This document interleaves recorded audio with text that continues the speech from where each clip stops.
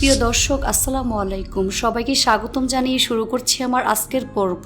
আজকে আমি আপনাদের পুর ভরা আলুর পরোটা তৈরি করে দেখাবো। একদম সহজ পদ্ধতিতে আজকে আমি আপনাদের আলুর পরোটা বানিয়ে দেখাবো। এই পুর ভরা আলুর পরোটা বানাতে গেলে অনেকেরই পরোটা ফেটে আলুর পুরটা বের হয়ে যায়, পরোটা ঠিকঠাক করে হয় না। রেসিপিটি ফলো করে তৈরি করলে আপনার পরোটা একেবারে পারফেক্ট হবে। তো চলুন রেসিপিটি দেখে নিচ্ছি। প্রথমে একটি মিক্সিং বলে 2 কাপ পরিমাণ ময়দা নিয়ে নিচ্ছি। আপনারা চাইলে আটা ব্যবহার করতে পারবেন। স্বাদ মতো লবণ দিয়ে দিলাম। 1 চা চামচ পরিমাণ চিনি দিয়ে দিচ্ছি। আপনারা চাইলে চিনিটা স্কিপ করতে পারবেন। 1 চা চামচ পরিমাণ সয়াবিন তেল দিয়ে দিচ্ছি। এবার সবকিছু একসাথে খুব ভালো করে মিশিয়ে নিতে হবে। আর এর মধ্যে অল্প অল্প করে কুসুম গরম পানি দিয়ে মোটামুটি সফট একটি ডো তৈরি করে নেব। এখানে কিন্তু অবশ্যই গরম পানি ব্যবহার করবেন, এতে করে পরোটার ডো একেবারে পারফেক্ট হবে। মাখানো হয়ে গিয়েছে। এই ডোটাকে আরো কিছুক্ষণ সময় নিয়ে মথে নিতে হবে। খুব ভালো করে মেখে নিয়েছি। দেখুন কতটা সফট হয়েছে। এ পর্যায়ে 1/2 টেবিল চামচ পরিমাণ ঘি অল্প অল্প করে দিয়ে ডোয়ের সাথে মিশিয়ে নিচ্ছি। এতে করে ডোটা একেবারে পারফেক্ট হবে আর পরোটা খেতে অনেক ভালো লাগবে। আপনাদের ক্ষেত্রে ঘিটা কম বা বেশি লাগতে পারে। এই কাজটা একটু সময় নিয়ে ধৈর্য ধরে করবেন।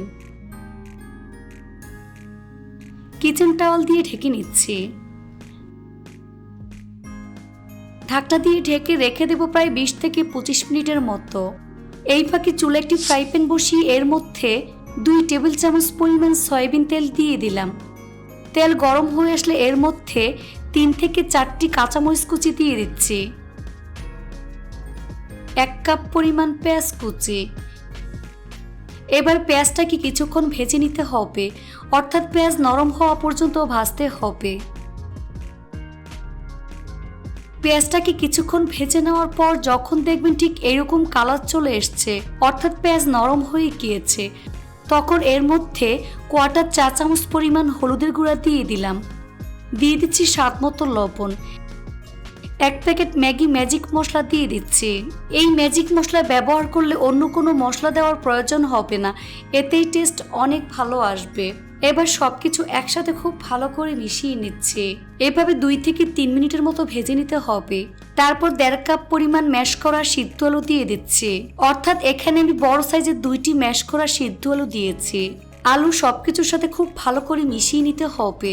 মিশানোর পর আরো 2 থেকে 3 মিনিটের মতো আমি ভেজে নেব। নামানোর আগে কিছুটা পরিমাণ ধনিয়া পাতা কুচি অ্যাড করে দিচ্ছি। ধনিয়া পাতা খুব ভালো করে মিশিয়ে নিচ্ছি। এই তো আলুর পুর রান্না হয়ে গিয়েছে। এখন চুলা বন্ধ করে এই পুরটাকে ভালো করে ঠান্ডা করে নেব। ফিরে আসলাম 20 মিনিট পর। এখন ঢাকনা সরিয়ে ডোটাকে আরো কিছুক্ষণ সময় নিয়ে মথে নিতে হবে।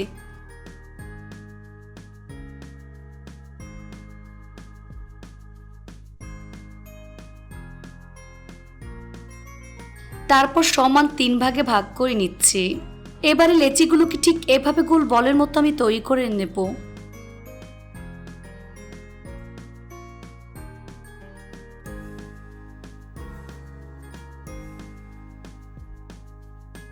এভাবে সবগুলো গোল বলের মতো আমি তৈরি করে নিয়েছি। এবার এখান থেকে একটি বল বোর্ডের উপর নিয়ে নিচ্ছি। হাতের আঙ্গুলের সাহায্যে সাইডটাকে এভাবে চেপে চেপে গোল বাটির মতো আমি তৈরি করে নেব। সাইডটাকে পাতলা করে নেব আর মধ্যের অংশটা একটু মোটা রাখবো। এর মাঝখান বরাবর ময়দা মাখিয়ে নিচ্ছি। এতে করে পুর বের হয়ে যাবে না আর পরোটা অনেকটা ফুলকো হবে। এবার এখান থেকে পরিমাণ মতো আলুর মিশ্রণ নিয়ে হাত দিয়ে ঠিক এভাবে চেপে চেপে গোল বলের মতো আমি তৈরি করে নিচ্ছি।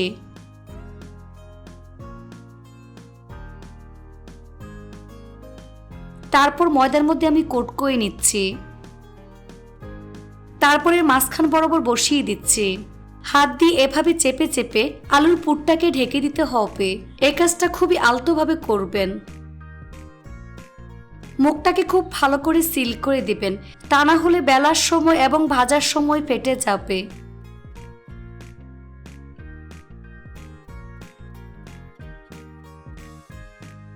এবার হাত দিয়ে আলতোভাবে চেপে নিচ্ছি।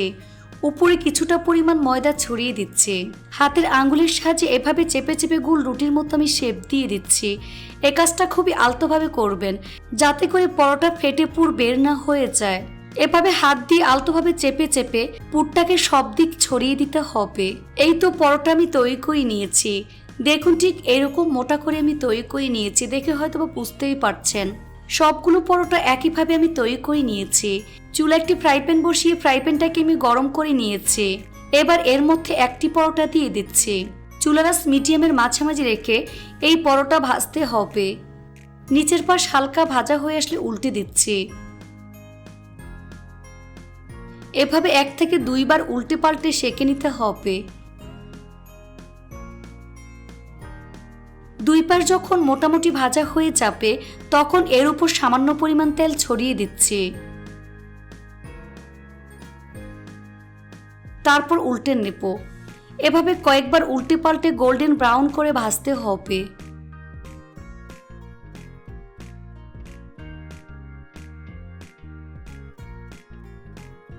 ভাজা হয়ে গিয়েছে, দেখুন খুব সুন্দর ফুলে উঠেছে। এখন প্লেটের মধ্যে তুলে নিচ্ছি। একইভাবে আরেকটি পরোটা ভেজে আপনাদের দেখিয়ে দিচ্ছি। এই পরোটাও একইভাবে উল্টে পাল্টে গোল্ডেন ব্রাউন করে ভাজতে হবে। এই পরোটাও আমি একইভাবে ভেজে নিয়েছি, এখন প্লেটের মধ্যে তুলে নেব।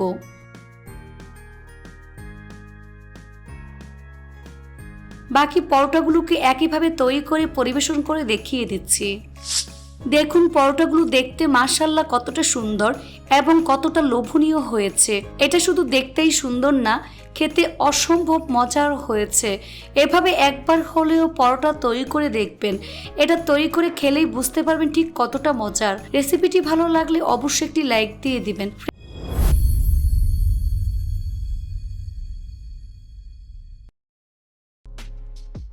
আজকে আমি আপনাদের নরম তুলতুলে ভিন্ন স্বাদের পরোটা তৈরি করে দেখাবো। এই পরোটা তৈরি করা খুবই সহজ, যে কেউ খুব সহজে তৈরি করে নিতে পারবেন। খেতে অসম্ভব মজার হয়। প্রথম একটি মিক্সিং বলে 2.5 কাপ পরিমাণ ময়দা নিয়ে নিচ্ছি। আপনারা চাইলে আটা ব্যবহার করতে পারবেন। দিয়ে দিচ্ছি স্বাদ মতো লবণ, 1 চা চামচ পরিমাণ চিনি দিয়ে দিচ্ছি, 1 চা চামচ পরিমাণ ইস্ট দিয়ে দিচ্ছি। অনেকে জানতে চান আমি কোন ধরনের ইস্ট ব্যবহার করছি, দেখে হয়তো বুঝতে পারছেন আমি কোন ইস্টটা ব্যবহার করছি। 1 টেবিল চামচ পরিমাণ সয়াবিন তেল দিয়ে দিলাম, লাগলে পরে আবারও অ্যাড করে নেব। এবার সবকিছু একসাথে খুব ভালো করে মিশিয়ে নিতে হবে। এবার এর মধ্যে অল্প অল্প করে কুসুম গরম পানি দিয়ে মোটামুটি সফট একটি ডো তৈরি করে নেব। ডোটাকে কোনোভাবেই শক্ত করে ফেলা যাবে না, আবার খুব বেশি নরম করে ফেলা যাবে না।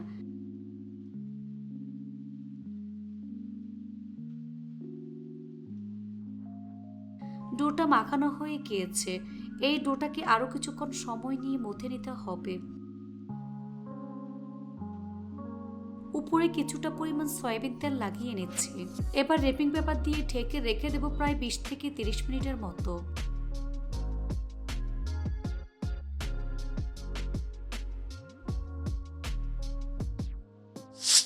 ফিরে আসলাম 30 মিনিট পর। এখন ডো থেকে বাতাস বের করে নেব। এ পর্যায়ে খুব বেশি মথা যাবে না, শুধুমাত্র বাতাস বের করে নিলে হবে।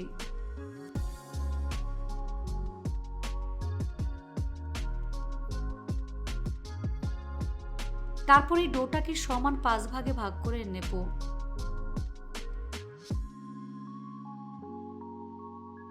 লেচিগুলোকে ঠিক এভাবে গোল বলের মতো আমি তৈরি করে নেব।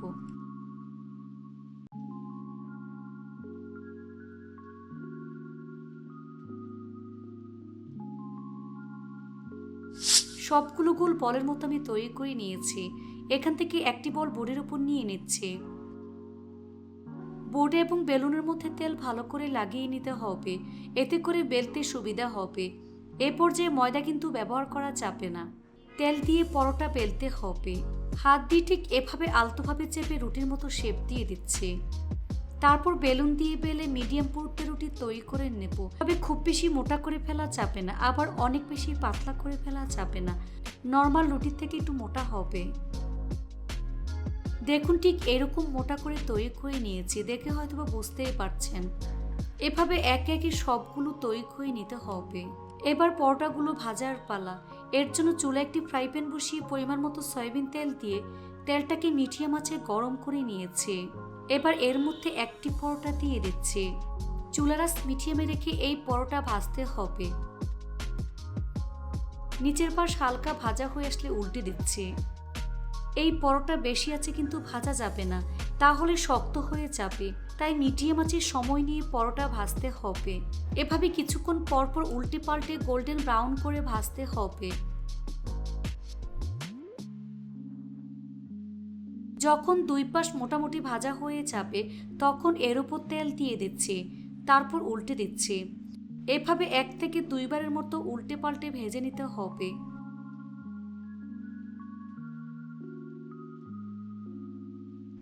ভাজা হয়ে গিয়েছে, এখন নাস্তার প্লেটে তুলে নিচ্ছি।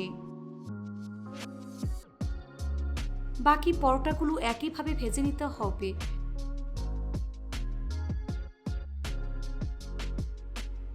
তারপর পরিবেশন করে আপনাদের দেখিয়ে দিচ্ছি। দেখুন আমার পরোটাগুলো দেখতে মাশাআল্লাহ কতটা সুন্দর এবং কতটা লোভনীয় হয়েছে। এটা শুধু দেখতেই সুন্দর না, খেতে অসম্ভব মজার হয়েছে। এভাবে একবার হলেও বাসায় তৈরি করে দেখবেন। এটা তৈরি করে খেলে বুঝতে পারবেন ঠিক কতটা মজার। রেসিপিটি ভালো লাগলে অবশ্যই একটি লাইক দিয়ে দিবেন। ফ্রেন্ডস অ্যান্ড ফ্যামিলির সাথে বেশি করে শেয়ার করবেন। সবাই অনেক বেশি ভালো থাকবেন। আল্লাহ হাফেজ।